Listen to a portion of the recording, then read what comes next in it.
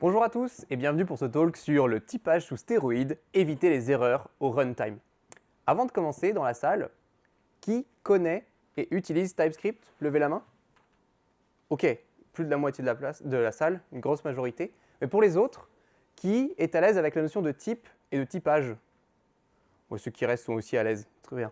Mais juste quand même pour vérifier que je ne me suis pas trompé de salle, qui a déjà eu des erreurs en prod? Ok, c'est bon, je suis bien dans une salle de dev.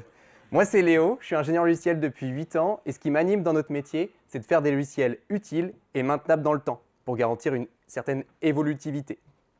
Et à titre personnel, je pense que les types peuvent nous y aider et je vous propose de voir ensemble comment. Comment? Au travers d'une application fil rouge en TypeScript pour lancer une alerte locale. On va avoir un scénario où un incident se produit. Un témoin est capable d'observer cet incident et va envoyer une alerte à un relais. Relais qui, avec un mécanisme similaire à la diffusion cellulaire en télécom, va alerter la population locale. Pour s'amuser un petit peu, on va se mettre dans un contexte international et on va autoriser 4 langues. Le français, l'allemand, l'italien et l'anglais. Avec ce scénario, première chose qu'on peut faire, c'est réfléchir à comment est-ce qu'on pourrait représenter une alerte. On a dit que le témoin devait être capable de décrire ce qu'il a vu, mais également qu'on acceptait de changer différentes langues. Donc on va mettre un message avec un texte et une langue.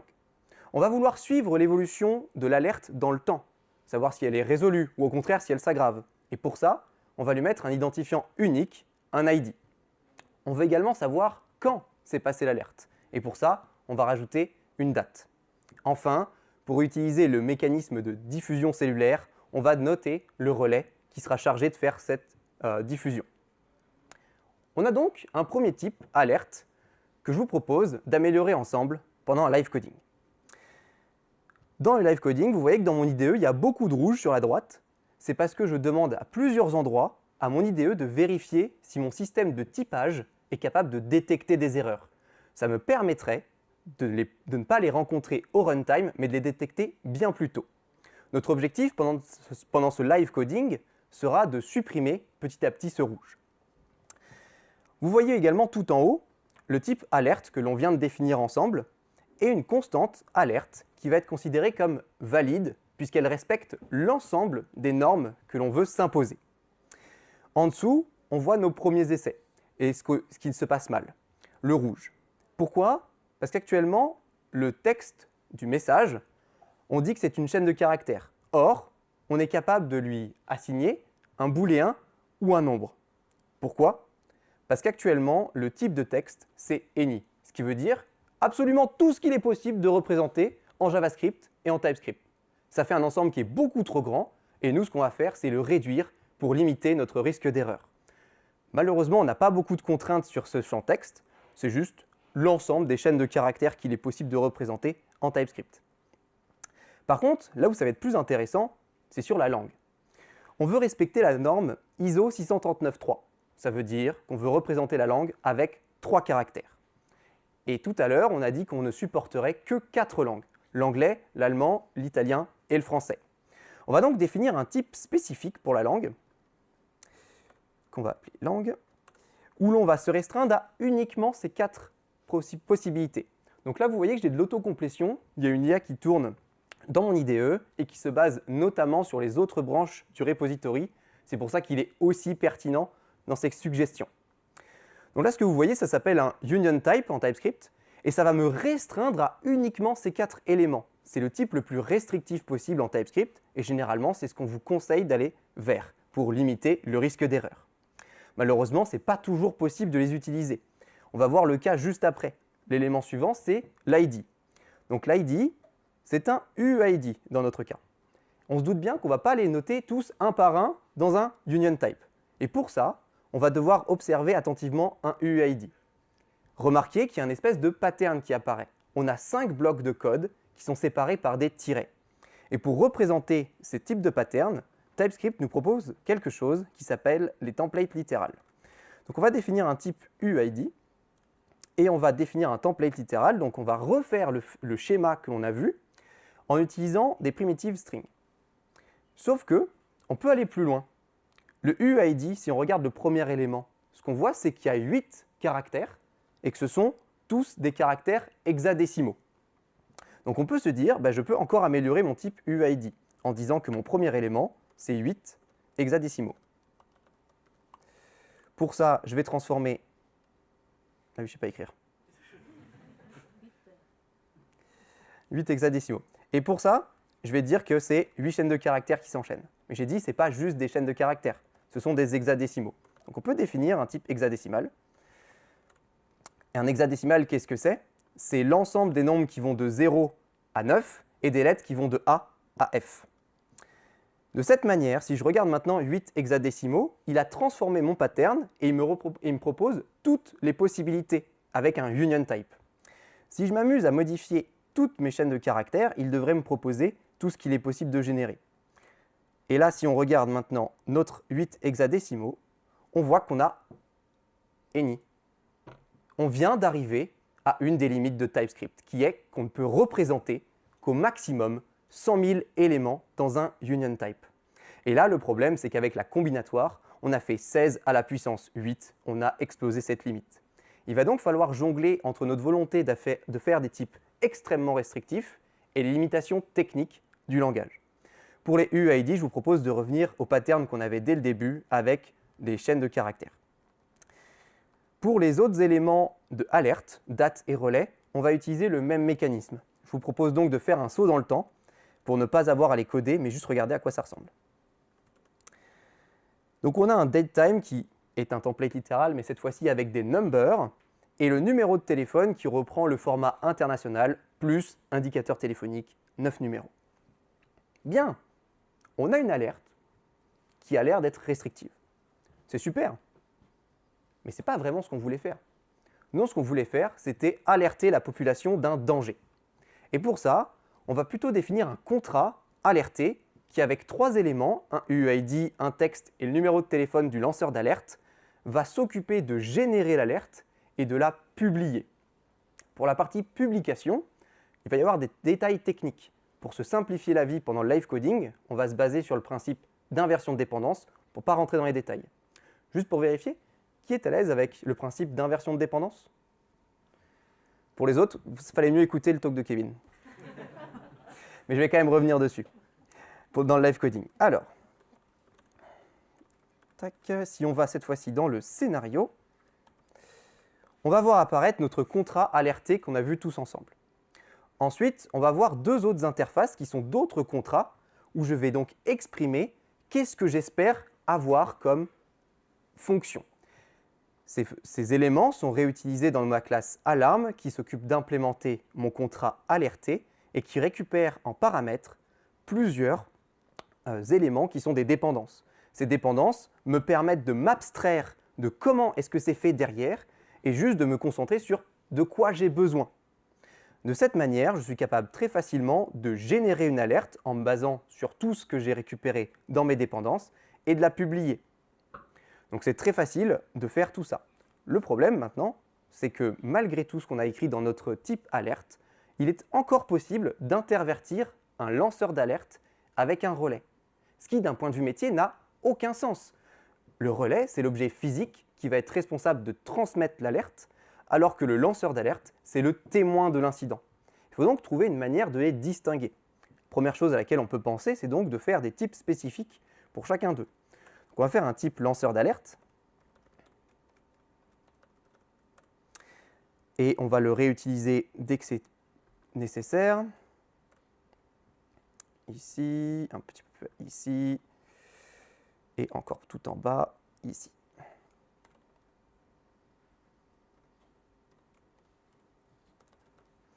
OK, et on va faire la même chose dans notre alerte pour le relais. Le relais, on va définir un type que l'on va exporter. Pour pouvoir le réutiliser dans mon scénario, juste dans mon chercheur de relais. Parfait. De cette manière, on a essayé de distinguer lanceur d'alerte et relais. Pour autant, on n'arrive toujours pas à les distinguer avec TypeScript. Pourquoi?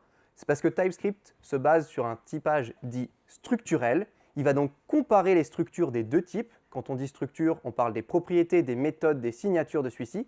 Et si les structures sont identiques, TypeScript va dire qu'elles sont interchangeables. Il faut donc trouver une autre manière de les distinguer. Et en TypeScript, ce qu'on fait, c'est qu'on introduit ce qu'on appelle un discriminant pour pouvoir les distinguer. Et aujourd'hui, je vous propose de voir ensemble une manière d'avoir un discriminant qui s'appelle le branded type. Donc le branded type, qu'est-ce que c'est? C'est on va apposer un tampon sur un type de base pour le préciser. Donc on va apposer ici le tampon branded sur numéro de téléphone, on va apposer le tampon lanceur d'alerte.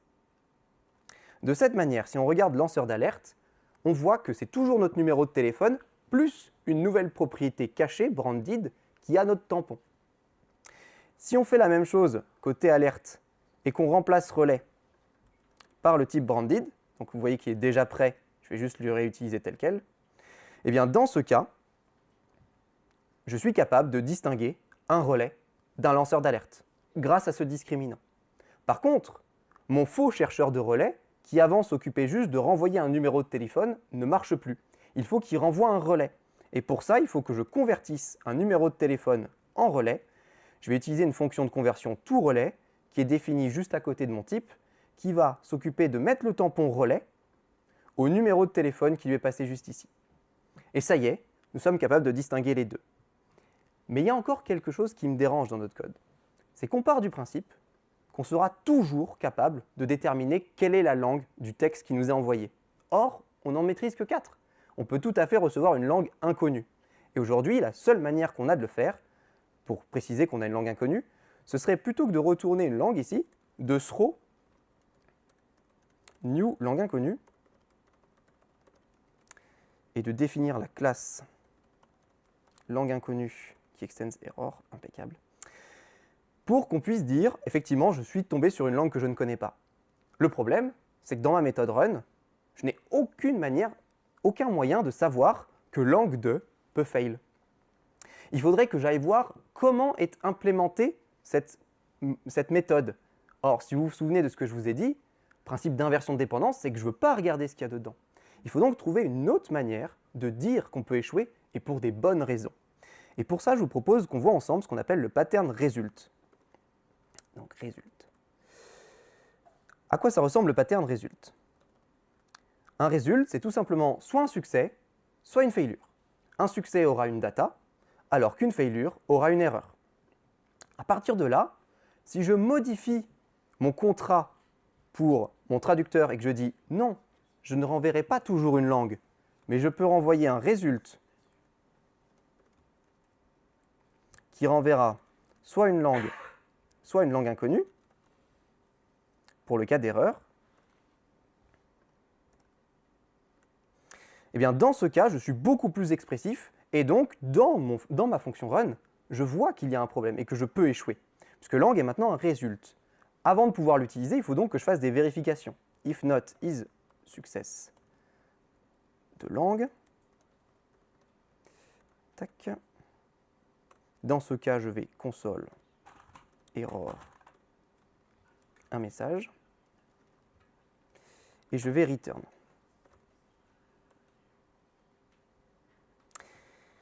Une fois que mon processus sera prêt, on pourra faire les imports comme il faut. On va faire les imports nous-mêmes.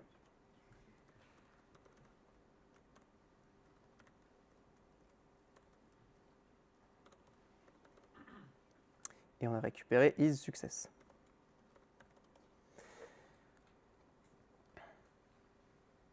Hop.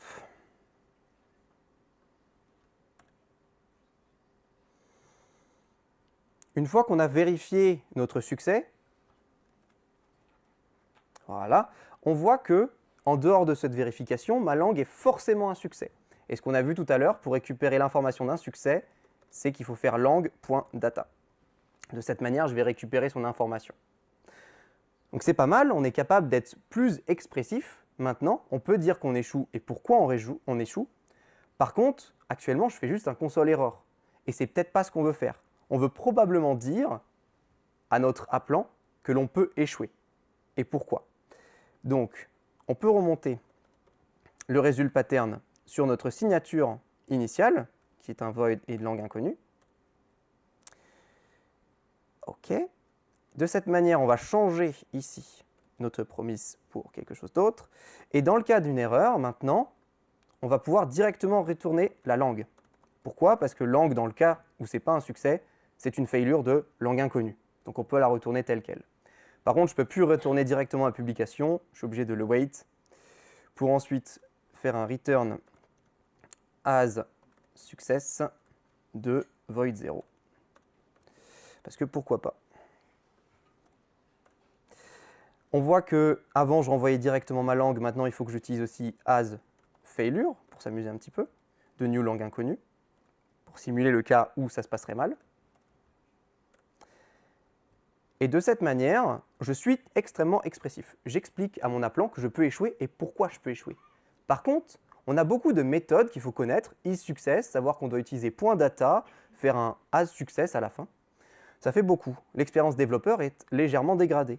Et je vous propose de voir comment est-ce qu'on peut utiliser le result pattern de manière beaucoup plus fluide, en se basant sur quelque chose qui est introduit par la programmation fonctionnelle, un opérateur map sur ce result, qui nous permet de nous concentrer à l'intérieur de cette fonction uniquement sur notre cas nominal, le cas de succès. De cette manière, je n'ai plus besoin de faire des vérifications sur mes succès, j'ai directement accès à ma data, donc j'ai plus besoin de faire lang.data, et à la fin, j'ai plus besoin de faire un asSuccess. J'ai donc supprimé beaucoup de boiler code. Et de cette manière, il faut voir ce map comme si vous aviez une liste avec rien en cas de failure et une liste avec un élément en cas de succès. Le map s'applique uniquement dans le succès. Plus besoin de traiter les failures. Voilà le code qu'on pourrait dire le plus lisible auquel on peut arriver. On a vu pas mal de choses quand même aujourd'hui. Je propose qu'on revoie un petit récap de tout ça. La première notion qu'on a vue ensemble, c'était le union type, ce qui nous a permis de drastiquement réduire l'ensemble sur lequel on a travaillé pour uniquement les 4 langues que l'on voulait gérer. C'est une approche extrêmement puissante vers laquelle je vous conseille d'aller le plus souvent possible. On a vu également les templates littérales, dans le cas où les union types étaient un peu trop compliqués à faire manuellement, qui nous permettent de représenter des patterns. On a vu également qu'il y avait des limites. Si jamais on construisait des templates littérales en se basant sur des union types, on peut atteindre la limite des maximum 100 000 éléments dans ce union type. Ensuite, on a vu le branded type, qui nous a permis de distinguer 2 types qui étaient considérés comme identiques par TypeScript, en rajoutant un discriminant, ici branded, basé sur un symbole. Le fait de se baser sur un symbole, c'est pour éviter de tricher ailleurs, puisqu'un symbole est identifié par sa référence et pas par sa valeur. Personne d'autre ne pourra rajouter cette propriété privée. On a vu également qu'on avait besoin d'une fonction de conversion pour transformer un numéro de téléphone vers un relais, et donc c'est aussi un point d'attention. Dans notre cas, ça nous a permis de distinguer un relais d'un lanceur d'alerte, mais dans des cas d'application qui pourraient vous arriver, on pourrait avoir plusieurs entités qui ont toutes les deux un ID, et pour distinguer ces ID entre eux, vous pourriez utiliser le branded type. Enfin, dernière notion qu'on a vue, c'est le result pattern. Le result pattern nous permet d'être expressif sur les raisons de nos échecs et les raisons de nos succès. De cette manière, on rend explicite nos échecs. Par contre, on a vu que si on n'utilisait pas la méthode orientée fonctionnelle, on avait une expérience développeur qui était dégradée. Il faudra bien faire attention à ça. C'est toujours un trade-off. Même si, de manière générale, je vous dirais toujours de privilégier le result pattern plutôt que de throw des exceptions, qui dans ce cas-là resteraient exceptionnelles. Si vous avez aimé ce qu'on a vu aujourd'hui en termes de typage avancé, je vous conseille pour aller plus loin le TS Workshop Companion, qui est juste ici. Si au contraire, c'est les notions que vous avez vues aujourd'hui qui vous paraissent intéressantes, je ne vous conseille pas forcément d'utiliser celles qui sont dans mon repository, mais plutôt que vous baser sur des librairies comme Effect ou FPTS qui implémentent les mêmes notions. Et si enfin vous vous posez la question de pourquoi est-ce que je me suis concentré sur réduire l'ensemble sur lequel je travaillais pour limiter les erreurs, je vous conseille le talk de Laurent Bossavi, D'où viennent les bugs. Merci beaucoup pour votre attention. C'était mon premier talk, donc n'hésitez surtout pas à me faire un maximum de feedback. Je suis preneur de tous les retours.